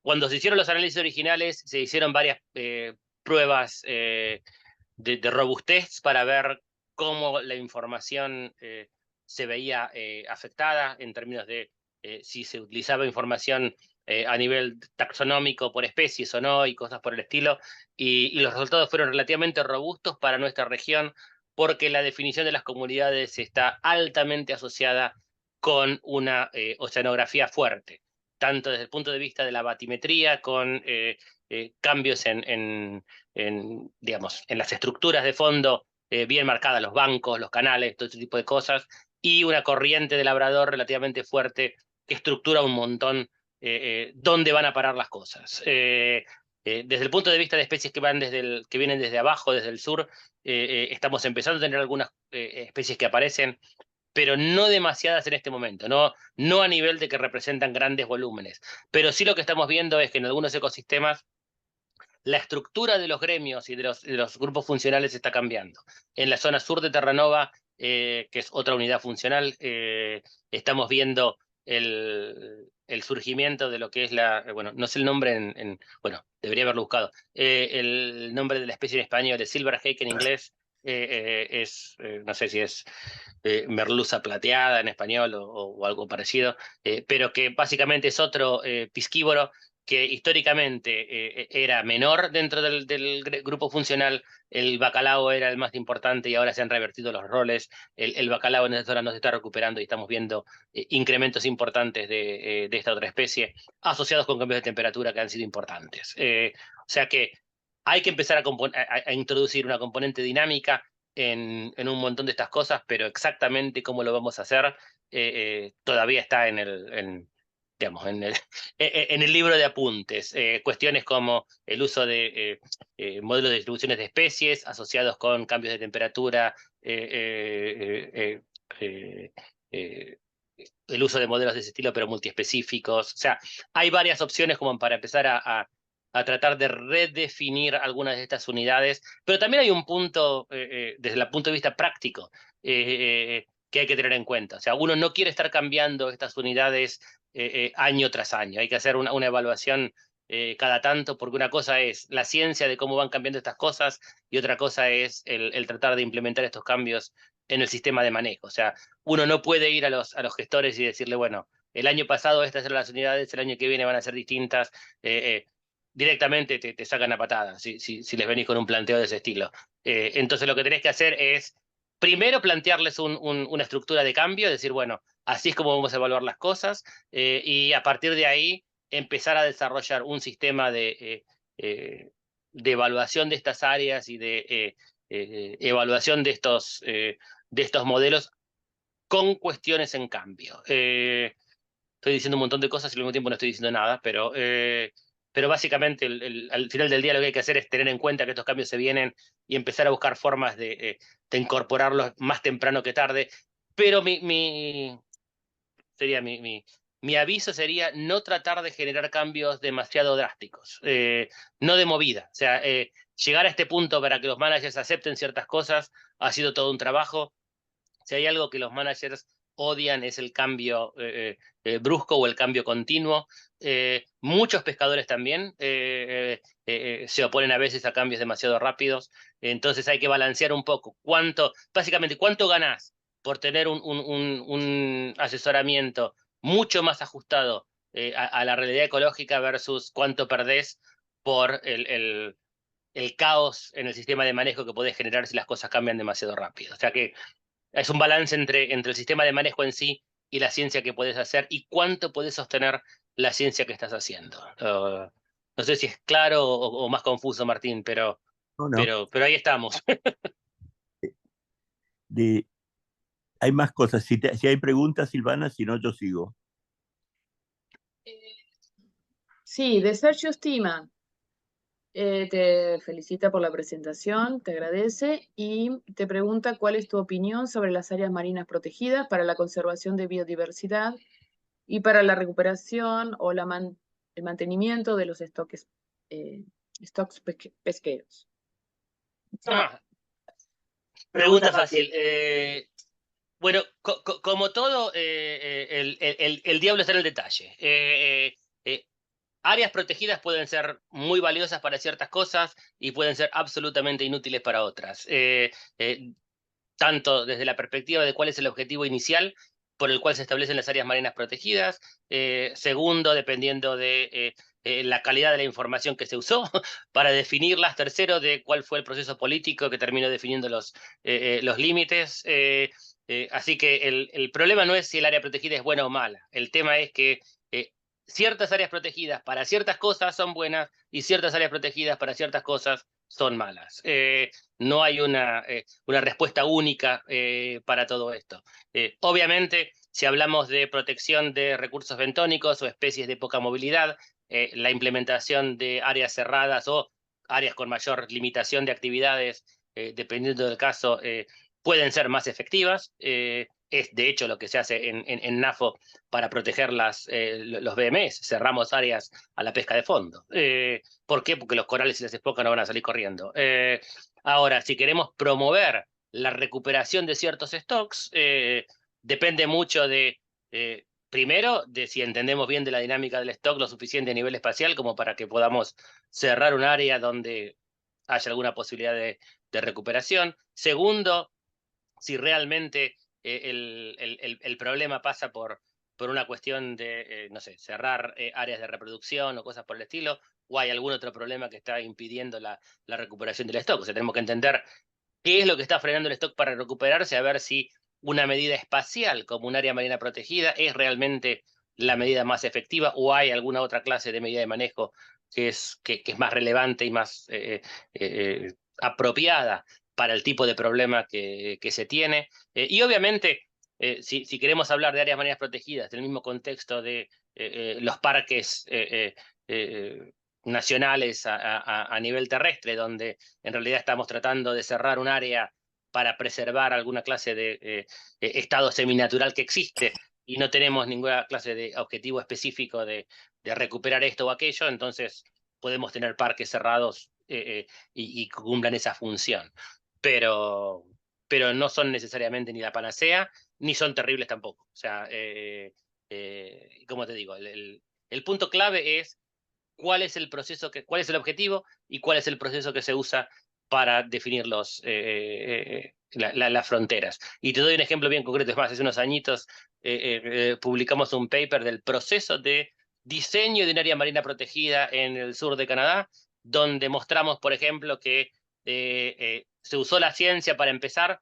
La ciencia fue dejada de lado del proceso cuando entraron todos los grupos interesados y los managers, y el resultado final fue un área protegida que dejó de lado un montón de cosas para las cuales se había intentado, o al menos se había argumentado, era el objetivo original. Tuvimos suerte porque al final del día esa área protegida que protegía nada en principio, o al menos áreas mucho menos relevantes de lo que debería haber sido, terminó teniendo un montón de corales adentro que nadie había detectado hasta el momento, entonces terminó siendo sumamente efectiva de pura carambola, pero así son, o sea, es caso por caso y siendo realmente, digamos, efectivos en términos, o al menos concentrándonos en el objetivo que tiene digamos, que uno busca. O sea, no hay respuestas genéricas. De vuelta, di vueltas por todos lados, no sé si contesté del todo, pero creo que sí. Gracias, Mariano.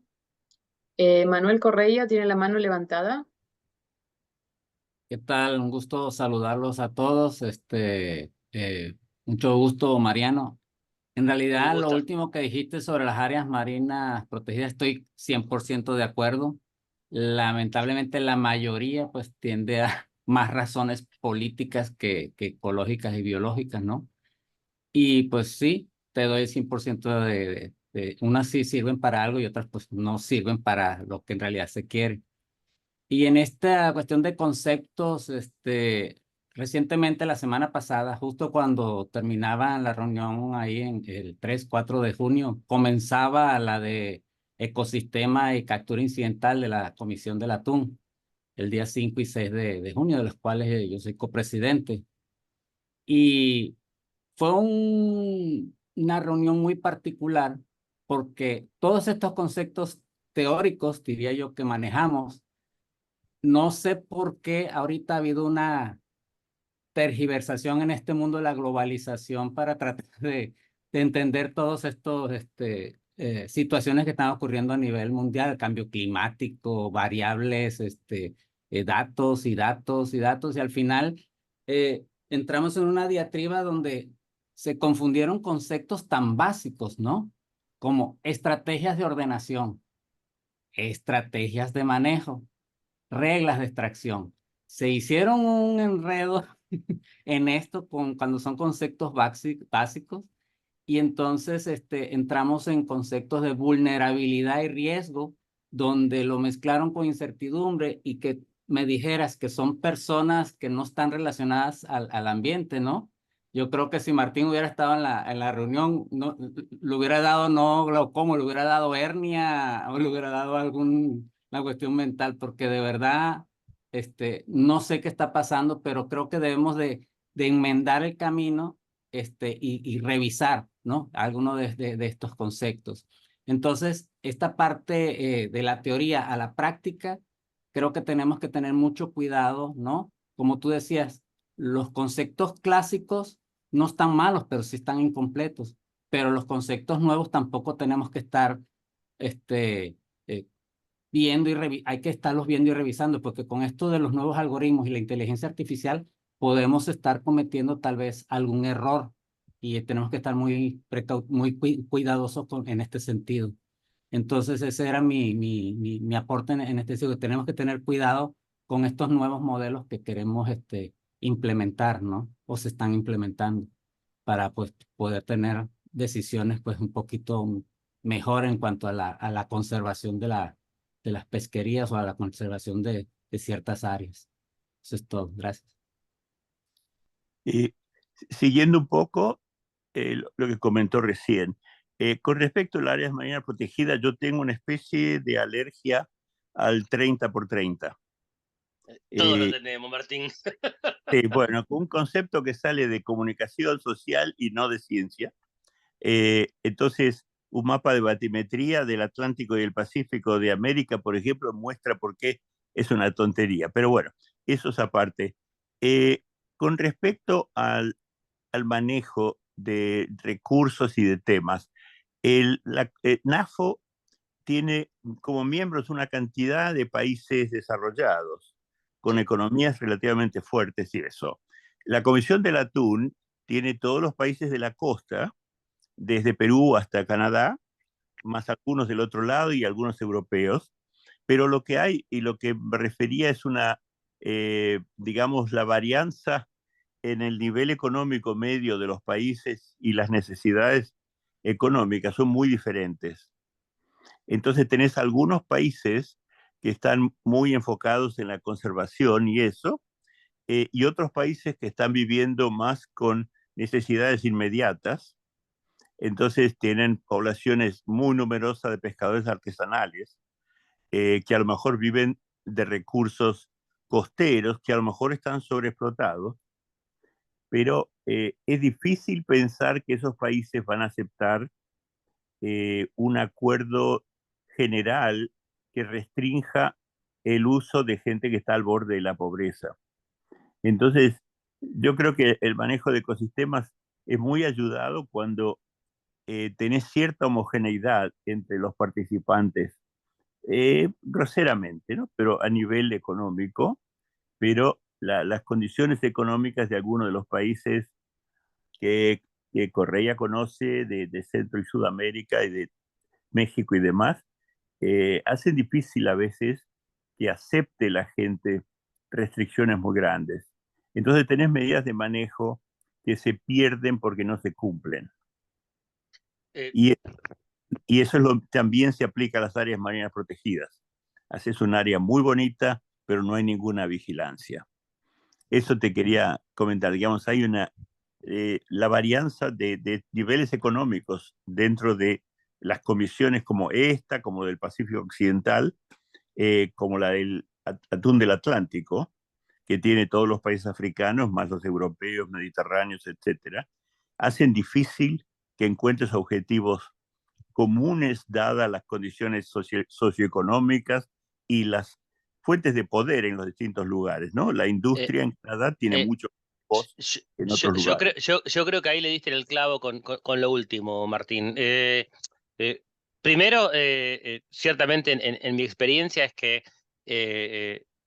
obviamente si el sistema es homogéneo en términos de participantes y de perspectivas, las cosas son más fáciles de llegar a puntos en común y consensos. Si tenés una diversidad mucho más alta, con intereses mucho más divergentes, obviamente llegar a puntos en común es más complejo. Pero en mi experiencia el punto central muchas veces pasa más por la defensa y ahora ya estamos entrando en una discusión más casi política y filosófica, ¿no? De cómo uno ve funcionar ese tipo de organismos. Y es donde uno ve que ciertos grupos de poder y ciertos, eh, desde lobistas hasta intereses dentro de cada uno de los países, puede movilizar la posición nacional de una manera que a veces uno se pregunta si es realmente,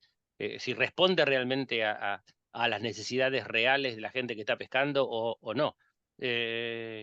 Porque desde la perspectiva de manejo de gestión ecosistémica, digamos, obviamente no he trabajado en lugares del Caribe o lugares así más de medias latitudes donde justamente todo el tema de pesquerías mixtas importantes y demás eh, son la comida de todos los días y donde tenemos de repente necesidades así o tenemos flotas artesanales costeras mucho más importantes. Pero la perspectiva de decir, bueno, manejemos gremios, manejemos grupos funcionales, sin meternos o sin rompernos la cabeza, tratar de discriminar especies individuales, porque los recursos no están, porque la biología no se conoce, porque hay un montón de limitaciones desde lo técnico hasta la disponibilidad de recursos para hacer la ciencia que hay que hacer. Te lleva a decir, bueno, podemos hacer algo con el manejo de gremios, con el manejo de ensambles, un poco lo que Cristian mencionaba antes. O sea, y a ese nivel, el punto crucial es que tiene que haber alguna clase de diálogo abierto con respecto a los objetivos sociales del sistema de manejo.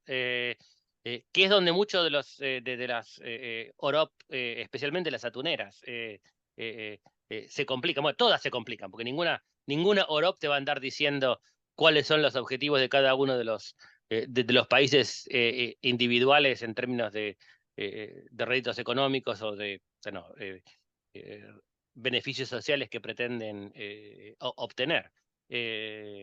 Porque ahí hay un conflicto entre lo que es digamos, la política internacional de cada uno de los estados que funcionan más a nivel diplomático y las regulaciones internas donde tienen una legislación mucho más firme, mucho más sólida, donde hay un objetivo más concreto y donde en realidad la gente de cada país vota, entonces el peso ese es importante. Pero para mí el rol de los grupos de poder que muchas veces sesga las posiciones de países hacia objetivos que no necesariamente responden a los objetivos de la gente, o a lo que uno presumiría son los objetivos que más favorecerían a la gente yo lo he visto más de una vez, es donde las grandes empresas pueden llegar mucho más fácil a los funcionarios de alto nivel y donde las decisiones se toman en función de muchas veces réditos importantes.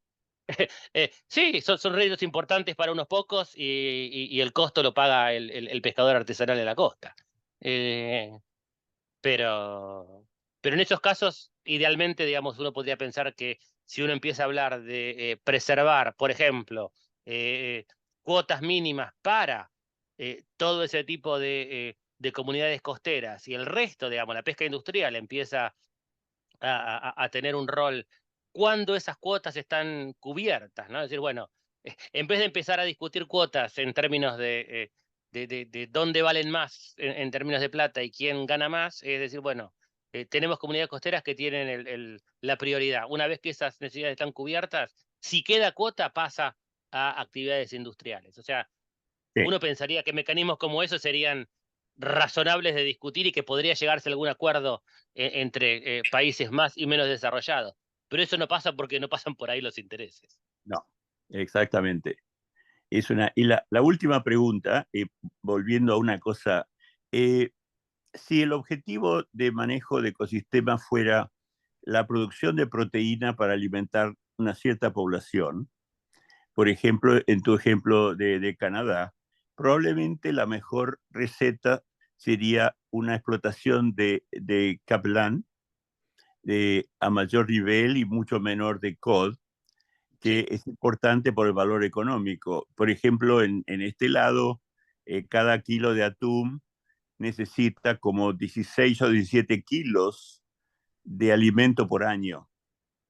Entonces, si dejas el kilo de atún, podrías pescar fácilmente 8 o 10 kilos de pescados muy comestibles o calamares o esas cosas, y reducir a lo mejor la biomasa de atún, pero aumentar la producción de proteína masivamente.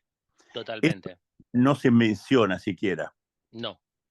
En el caso puntual de NAFO o de Canadá, en nuestra zona, el tema también es que el stock de capelán está todavía muy deprimido. O sea que hoy, al día de la fecha, hoy no sería una actividad factible, ¿no?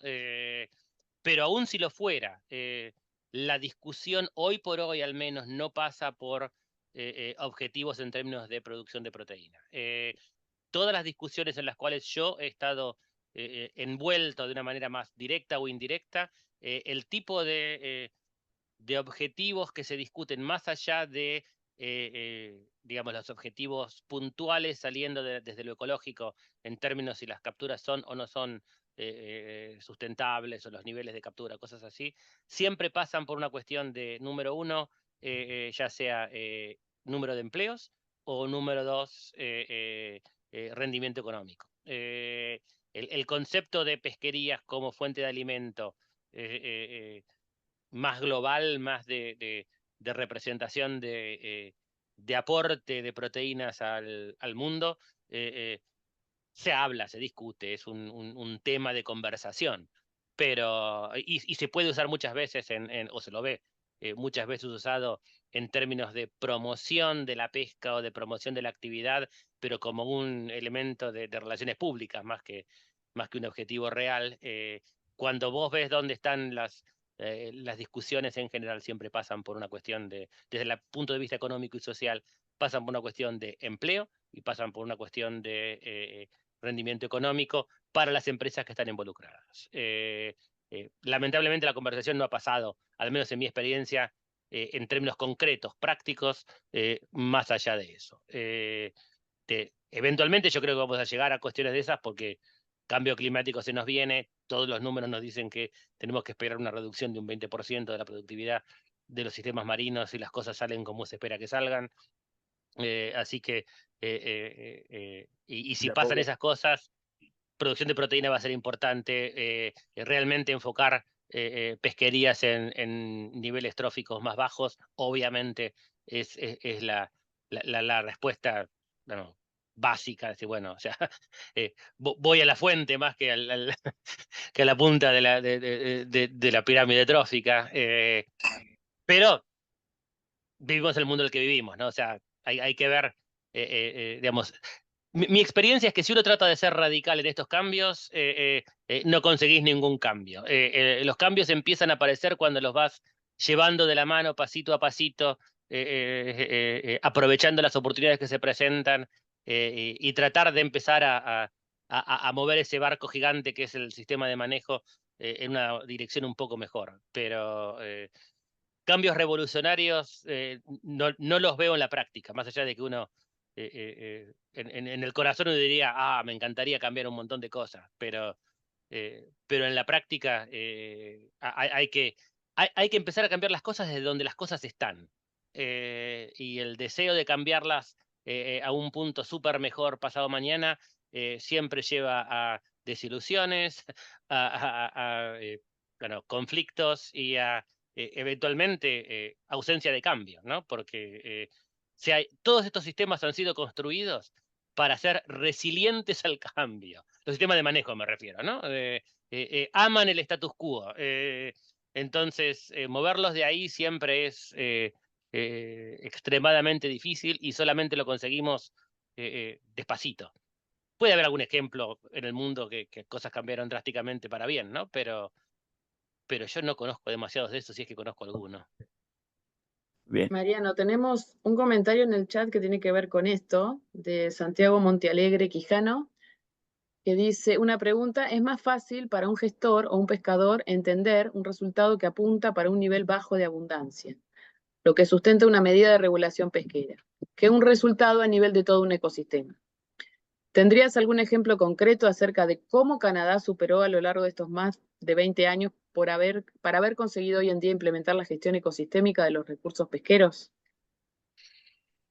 Ok, a ver, hay un montón de cosas, a ver si encuentro la pregunta para verla. ¿Dónde está la pregunta? ¿Más arriba?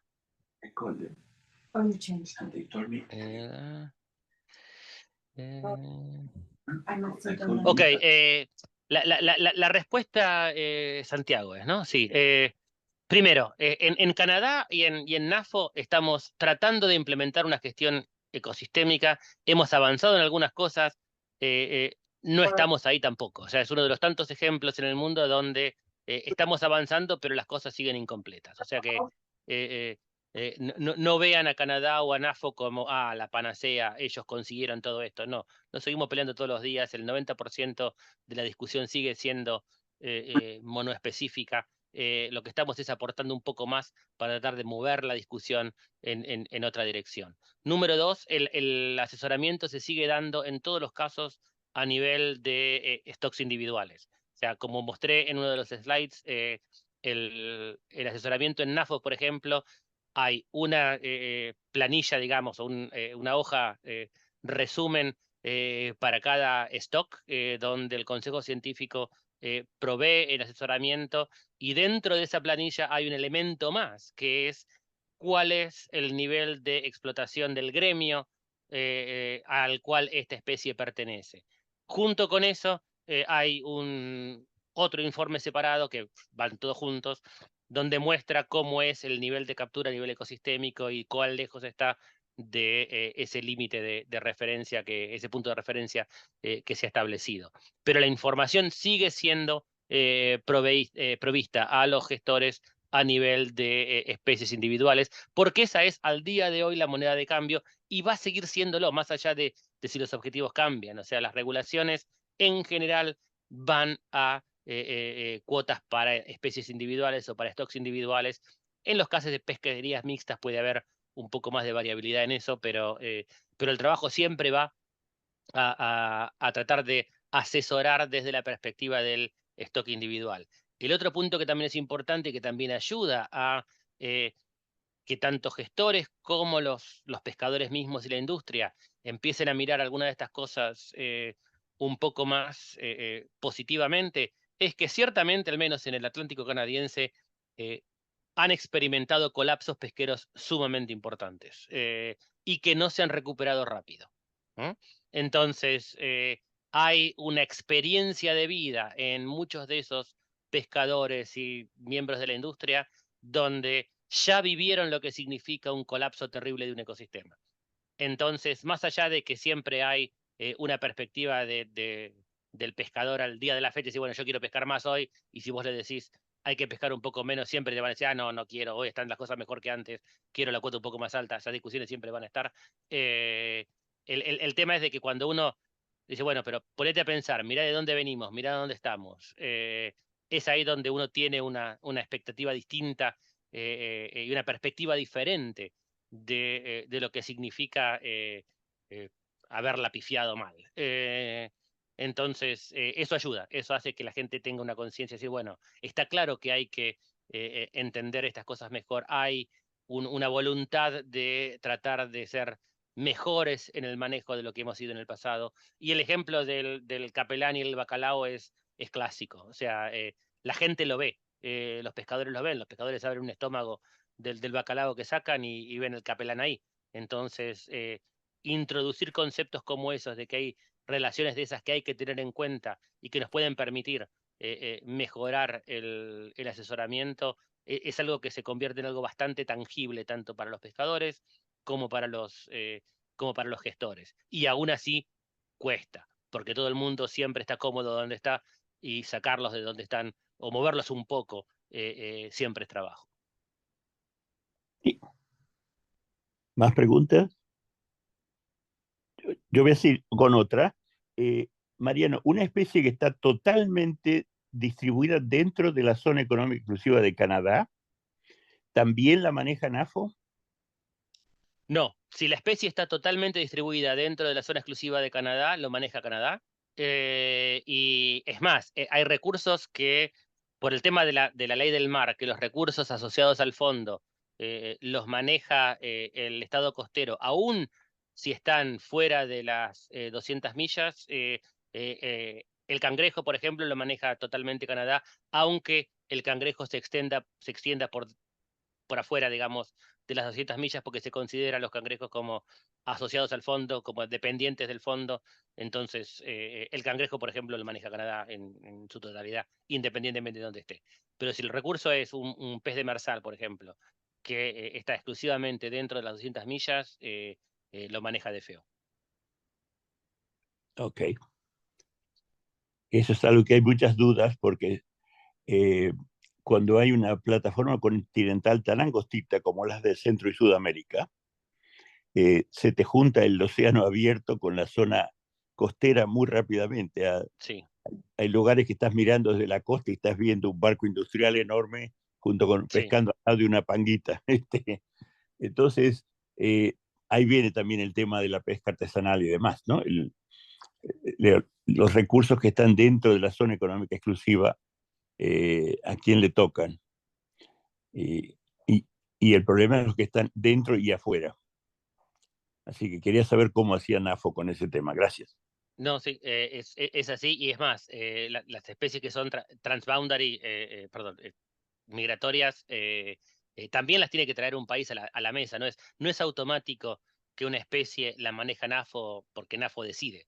O sea, tiene que haber alguno de los miembros de NAFO, algún país miembro que dice, bueno, esta especie que está empezando a desarrollarse una pesquería, queremos que la maneje NAFO. Y es más, NAFO también hace algunos asesoramientos científicos para pesquerías que son domésticas, pero a pedido del país costero. O sea, NAFO evalúa algunos stocks de la platija, bueno, no me acuerdo el nombre en español, es un lenguado, le llaman turbot por acá, el Green Hollywood.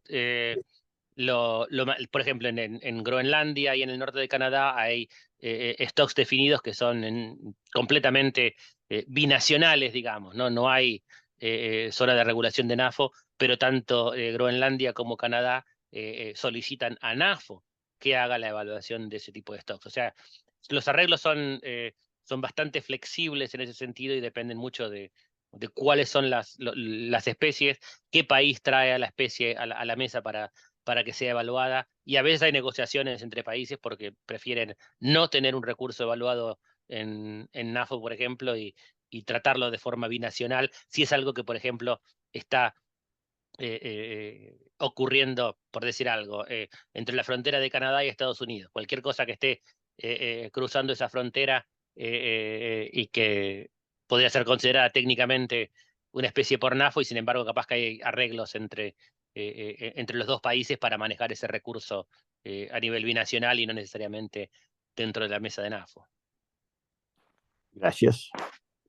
Gracias, Mariano. Bueno, ya creo que ya contestamos todas las preguntas. Espero que no me haya quedado ninguna perdida en el chat. Así que vamos a ir cerrando este seminario.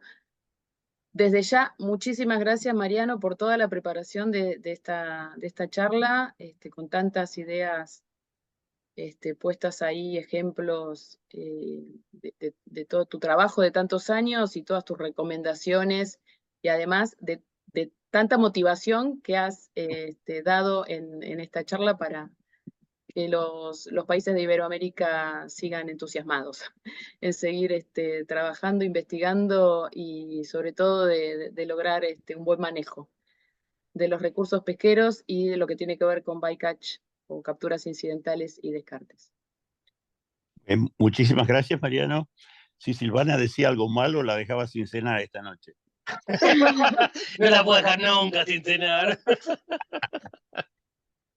Así que, no, gracias a ustedes por estar acá, por atender al seminario y darme ese espacio, ¿no? O sea, para mí es, como dije al principio, es un honor y es un gusto poder estar acá y sigan dándole para adelante, porque yo estoy convencido que se puede. Sí se puede, escuchamos eso antes. Muy Funciona. bien. Muchísimas gracias y yo espero estar en contacto. Te mando algunas cosas que mencioné y por ahí charlamos un día. Dale, en cualquier momento, Martín. Y Un abrazo. Y la visita. Y desde ya, Mariano. Chao. les recordamos que este seminario queda grabado, va a quedar disponible en nuestro canal de YouTube y lo van a poder buscar ahí en el canal o directamente en nuestra página web. Y desde ya cualquier consulta, pregunta o pedido de información que quieran hacer, le pueden escribir a Mariano o a través de la red lo podemos canalizar. Muchas gracias a todos. Gracias. Chao, chao. Que estén bien. Gracias a todos, gente.